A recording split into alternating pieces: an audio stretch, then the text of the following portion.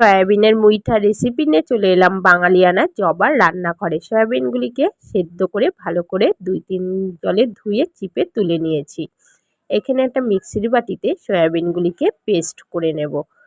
খুব সুন্দরভাবে মিহি পেস্ট করে নিয়েছি। পেস্টটাকে একটা পাত্রে ঢেলে নেব।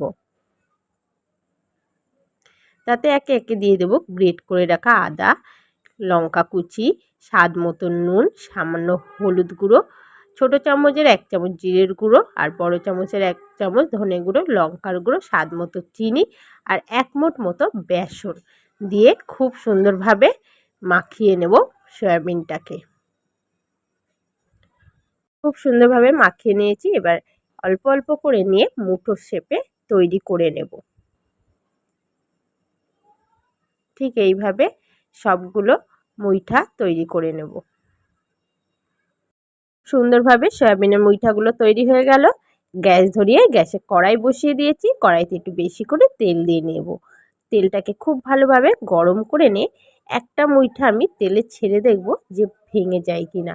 দেখলাম খুব সুন্দরভাবে হচ্ছে, ভাঙছে না। যদি আপনাদের ভেঙে যায় তাহলে আর সামান্য একটু বেসন দিয়ে নেবেন, দিয়ে মাখিয়ে মুইঠা তৈরি করে নেবেন।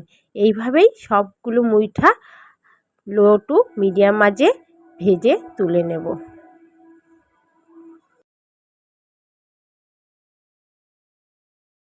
মুইঠাগুলি সব ভাজা হয়ে গেছে।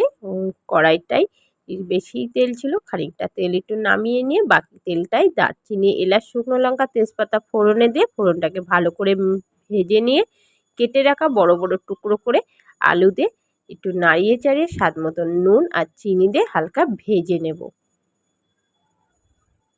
দিয়ে দিচ্ছি টমেটো আর আদার পেস্ট, আর মিক্সির বাটিটা ধুয়ে সামান্য একটু জল, ছোটো চামচের 1 চামচ জিরে আর বড় চামচের 1 চামচ ধনে গুঁড়ো, লঙ্কার গুঁড়ো, স্বাদ মতো চিনি আর লঙ্কা কুচি দিয়ে মশলাটাকে খুব ভালোভাবে কষিয়ে নেব।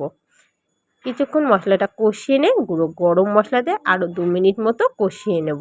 প্রায় তেল ছাড়তে শুরু করবে। পরিমাণ মতো জল দিয়ে ঢাকা দিয়ে দেব 10 থেকে 15 মিনিটের জন্য। খুব সুন্দরভাবে আলুগুলি কিন্তু সেদ্ধ হয়ে গেছে। এবার একে একে মুইঠাগুলি দিয়ে ভালো করে ফুটিয়ে নেব। পুরো রেডি হয়ে গেছে। 1 চামচ ঘি দিয়ে একটু নাড়িয়ে চাড়িয়ে নামিয়ে নেব। খুব সুন্দরভাবে রেডি হয়ে গেল সয়াবিনের মুইঠার রেসিপিটা অবশ্যই নিরামিষ দিনে একবার বাড়িতে ট্রাই করে দেখবেন। খুবই সুন্দর লাগে। ভালো লাগলে অবশ্যই আমার চ্যানেলটিকে সাবস্ক্রাইব